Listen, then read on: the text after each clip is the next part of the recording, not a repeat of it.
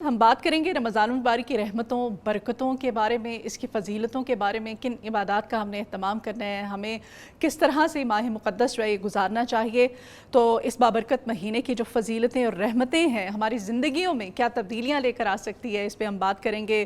جناب مفتی فداء الرحمان صاحب آج ہمارے مارننگ شو کے زینت بنے ہوئے ہیں، اور ساتھ ہی ساتھ ہمارے ساتھ ایک نعت خوان بھی ہیں جناب حامد مصطفیٰ۔ آپ دونوں کو ویلکم کرتے ہیں۔ السلام علیکم۔ وعلیکم السلام ورحمۃ اللہ۔ اور مفتی صاحب سے گفتگو کا باقاعدہ ہم آغاز کرتے ہیں۔ اب ماہ مقدس آ چکا ہے، آج پہلی سحری ہوگی، باقاعدہ طور پر اس رمضان المبارک کا آغاز ہو جائے گا۔ مفتی صاحب، ہم صدقہ جاریہ کرتے ہیں، عبادات کرتے ہیں، بہت سارے ایسے کام کرتے ہیں جو ہمارے اپنے لیے فائدہ مند ہو، لیکن ہمیں اپنی دعاؤں میں جو پیارے اس دنیا سے چلے گئے ہیں، رحلت فرما گئے ہیں، ان کے لیے کیا ایسا کرنا چاہیے کہ ان کو بھی اس کا ایصال ثواب پہنچے؟ بسم اللہ الرحمن الرحیم۔ یقولون ربنا اغفر لنا ولإخواننا الذین سبقونا بالایمان، قال النبی صلی اللہ علیہ وسلم اذا جاء الرمضان فتحت ابواب الرحمہ۔ بہت شکر گزار ہوں کہ آپ نے مدعو کیا ہے۔ رب العالمین رمضان المقدس کے انوارات و ثمرات ہمیں سمیٹنے کی توفیق عطا فرمائے، اور اس کے ساتھ ساتھ اس کے اکرام، احترام اور اعزاز کو بھی بجا لانے کی توفیق، صلاحیت ہمیں عطا فرمائے۔ رمضان المقدس اس کے 3 اشرے ہیں، اور تینوں اشروں کو علماء نے مختلف حوالوں سے تقسیم کیا ہے۔ رمضان المقدس جہاں حصول تقوی کے لیے ایک اللہ تعالیٰ نے یہ مہینہ عطا کیا ہے، وہاں اپنے ساتھ جڑے ہوئے انسانیت کے رشتوں کے دکھ، درد اور غم کے احساس کو بھی محسوس کرنے کے لیے روزوں جیسی نعمت ہمیں عطا فرمائی ہے۔ آپ نے سوال یہ کیا کہ جو رحلت فرما گئے ہیں، تو اجازت ہو تو میں تھوڑا سا عرض کر دوں۔ اپنے پھپھا جان حضرت اقدس حضرت مولانا الطاف حسین صدیقی صاحب نور اللہ مرقدہ، گزشتہ شب ہی وہ انتقال کر گئے۔ اللہ تعالیٰ ان کے درجات بلند فرمائے، اور جتنے اہل ایمان دنیا سے چلے گئے اللہ سبھی کے درجات کو بلند فرمائے۔ اپنے پیارے جو دنیا سے رخصت ہو گئے، اللہ تعالیٰ نے مال دیا ہے تو مالی طور پر خرچ کر کے ان کے ایصال ثواب کا بندوبست کیا جائے۔ اگر مالی طور پر کوئی کمی ہے تو پھر اس کے ساتھ ساتھ دیکھیں یہ ساری چیزیں ہیں کہ یہ نہیں کہ مالی طور پر کمی ہے تو تبھی مال بھی خرچ کریں، اور اس کے ساتھ ساتھ پڑھنے پڑھانے کا عمل بھی ہے۔ جو نیک اعمال ہیں وہ بھی آدمی کو بجا لانے چاہیے۔ ایک صحابیہ حاضر ہوئی رضی اللہ تعالی عنہ کہ یا رسول اللہ صلی اللہ علیہ وسلم، صحابی تھے، کہ والدہ کی طرف سے میں عمرہ کرنا چاہتا ہوں۔ تو نبی کریم صلی اللہ علیہ وسلم نے فرمایا کہ ہاں، اپنی والدہ کی طرف سے عمرہ کر لو بطور ایصال ثواب کے۔ تو ایصال ثواب کے لیے جو نفلی عبادات ہیں وہ بجا لانے سے اللہ تعالیٰ ہمارے مرحومین کے درجات کو بلند فرماتا ہے۔ تو رمضان المقدس جو صدقہ و خیرات کی تقسیم کا مہینہ ہے کہ اس میں سخاوت بڑھ جاتی ہے۔ آقا کریم صلی اللہ علیہ وسلم کا جو سخاوت کا طرز عمل تھا وہ تو ہر لمحہ ہی تھا، لیکن رمضان المقدس کے مبارک لمحوں میں وہ یہ سمجھ لیں کہ اپنی انتہا تک وہ پہنچ جاتا تھا۔ اور آپ مالی طور پر تو سخی تھے ہی تھے، مزاج کی سخاوت بھی آقا کی اپنی انتہاؤں کو ہوتی تھی کہ نبی کریم صلی اللہ علیہ وسلم مزاج کی سخاوت یہ ہے کہ ناخوشگوار باتوں کو بھی آپ خندہ پیشانی سے جو ہے وہ برداشت فرماتے تھے۔ تو یہ مزاج کی سخاوت ہے۔ اب چونکہ بنیادی طور پر یہ ہوتا ہے کہ آپ لوگ روزے رکھتے ہیں لیکن مزید چڑچڑے ہو جاتے ہیں، تو اور ابھی سے لوگوں نے سٹیٹس بھی لگانے شروع کر دیے ہیں کہ بھائی اب کل سے ہم روزے سے ہوں گے تو ہمیں چھیڑنا نہیں ہے، ایسے مطلب اس طرح کی میمز اور اس طرح کے جوکس۔ بالکل، میں اس میں عرض کر رہا ہوں کہ یہ تو ہے کہ صبر کا نام ہے، اور اپنے اندر برداشت پیدا کرنے کا نام ہے، نہ یہ کہ میں بھوکا پیاسا ہوں اور میں دوسروں پہ اب کہ بھی جو ہے نا جی میں تو روزے سے تھا اور تمہاری ایسی کی تیسی۔ یہ طرز عمل ٹھیک نہیں ہے کہ ہمیں اپنے اندر وہ انسانیت کا دکھ، درد بھی پیدا کرنا ہے رب العالمین کو راضی کرنے کے لیے، کہ یہ جڑے ہوئے رشتے انسانیت کے، ان کے حقوق کو بجا لانا در حقیقت خلاق عالم کے احکامات کو بجا لانے میں ہی داخل ہے۔ بے شک بے شک، صحیح کہہ رہے ہیں آپ۔ اچھا، استقبال رمضان کی کوئی خاص سنت یا مسنون دعا ہے جس کا ہمیں خاص آج کی رات اہتمام کرنا چاہیے، کیونکہ آج رات کے بعد پھر پہلی سحری ہوگی انشاءاللہ؟ کچھ چیزیں ہیں مجربات کی ہوتی ہیں جی مجربات یعنی بزرگوں نے کسی چیز کو پڑھا، تجربہ کیا، پھر اللہ تعالیٰ نے اس میں ان کو فائدہ دے دیا۔ تو ایک سورہ فتح ہے کہ 3 مرتبہ اس کو پڑھا جائے تو اللہ تعالیٰ رزق میں فراوانی کا معاملہ فرماتے ہیں۔ باقی نیا چاند اگر کوئی وضو کی حالت میں نہیں ہے تو بھی اس پہ مطلب وہ پہلے رمضان کو، پہلے روزے کو اگر وہ روزہ نہیں رکھنا کسی نے بھی، کوئی خواتین کی ظاہر ہے کچھ خاص وجہ تو ان پہ بھی ہے یہ کر سکتے ہیں؟ دیکھیں ہاں، نہیں، قرآن کریم کی جو تلاوت ہے وہ ظاہری سی بات ہے کہ خاص ایام میں خواتین تو قرآن کریم کی تلاوت وہ نہیں کر سکتی، دعائیں تو پڑھ سکتی ہیں لیکن تلاوت نہیں کر سکتی۔ اچھا، تو اس لیے یہاں یہ عرض کرنا چاہوں گا کہ جو دعا ہے نیا چاند دیکھنے کی، وہ دعا کا اہتمام آدمی کو کر لینا چاہیے۔ اور چونکہ رمضان المقدس آج سعودی عرب میں اور دیگر جو ہے نا وہ ممالک میں آج پہلا روزہ ہے، اللہ تعالیٰ نے چاہا تو کل ہمارے ہاں پاکستان میں بھی پہلا روزہ یعنی ہو سکتا ہے۔ تو اس لیے نبی کریم صلی اللہ علیہ وسلم کہ اللہم بارک لنا فی رجب و شعبان و بلغنا رمضان، کہ اللہ تعالیٰ ان مہینوں میں برکت عطا فرما اور رمضان تک ہمیں پہنچا، یہ ایک دعا نبی کریم صلی اللہ علیہ وسلم سے منقول ہے، یہ دعا پڑھتے تھے۔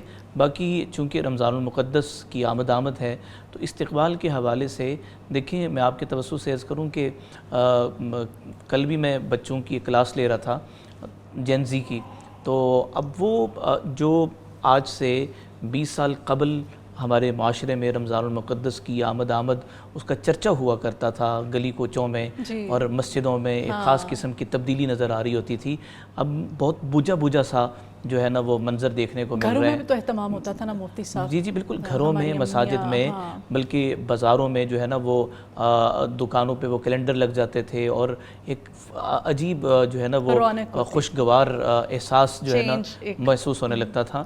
اللہ تعالیٰ ابھی بھی ہمیں کرنے کی توفیق عطا فرمائے، پتہ نہیں کیا ہو رہا ہے کہ ہم کس طرف جا رہے ہیں، کس جانب جا رہے ہیں۔ تو استقبال رمضان کے اندر رمضان کی تیاریوں میں جو کھانے پینے کی چیزیں ہیں وہ آدمی پہلے لے لے، پھر اسی طرح سے اور اگر کوئی معمولات ہیں ان کو بھی طے کر لے، تاکہ رمضان میں جو عبادت کے لیے خاص کرنا ہے وہ معاملات ڈسٹرب نہ ہوں۔ ٹھیک ہے، بہت شکریہ جی۔ اور ہمارے ساتھ نعت خان بھی موجود ہے، میں چاہتی ہوں کہ ان کا بھی ہم ان سے خوبصورت سا کوئی کلام سنیں۔ حامد، آپ کیا ہمیں سنائیں گے؟ میں بیسیکلی نعت پاک سنانا چاہوں گا۔ ظہوری صاحب کا کلام ہے اور غلام علی صاحب آپ نے اس کی طرز کو ترتیب دیا، تو اس کا ایک شعر پیش کر کے اپنی حاضری مکمل کرتا ہوں۔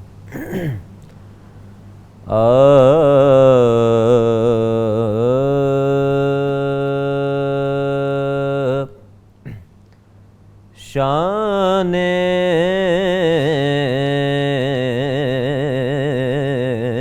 حضور فکر بشر میں نہ آ سکے،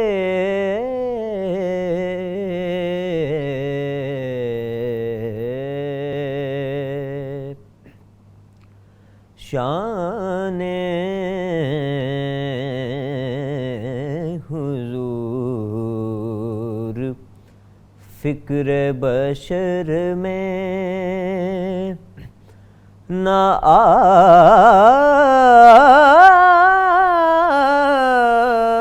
سکے،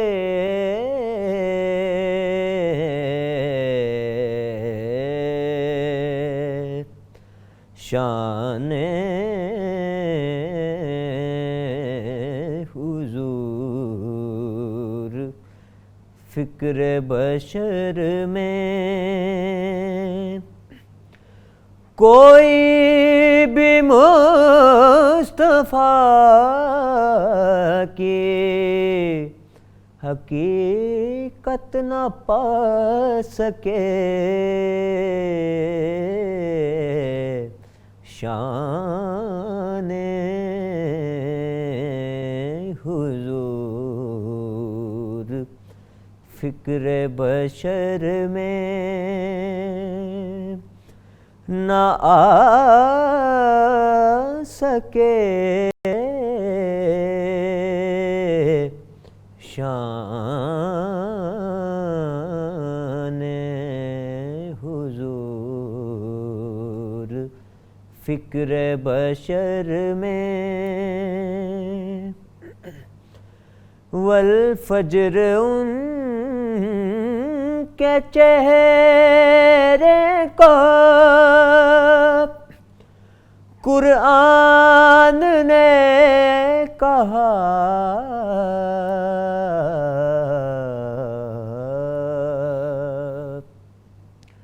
والفجر ان کے چہرے کو قرآن نے کہا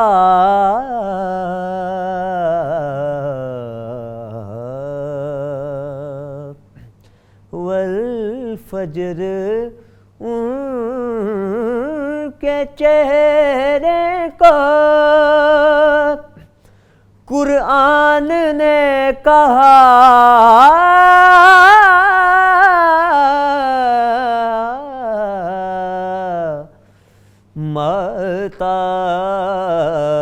مہتاب ان کے چہرے کی کیا تاب لا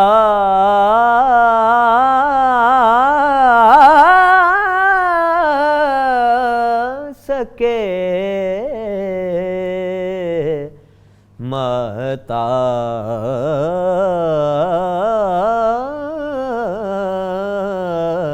مہتاب ان کے چہرے کی کیا تاب لا سکے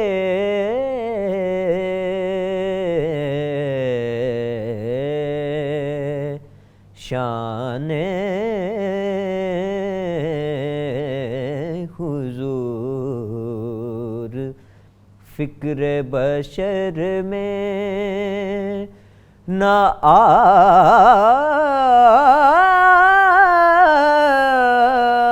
سکے شان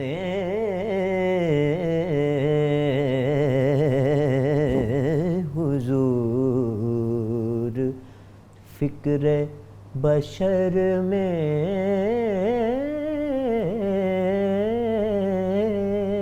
سبحان اللہ سبحان اللہ، جزاک اللہ، بہت ہی خوب نعتیہ کلام آپ نے یہاں پر پڑھا ہے حامد مصطفیٰ، بہت شکریہ آپ کا۔ اللہ پاک جو ہے اس قاری خیر میں حصہ لینے کے لیے آپ کو اس کا اصالِ ثواب دے، اور آپ کے والدین کو بھی جنہوں نے آپ کی تربیت اتنی خوبصورت انداز میں کی ہے۔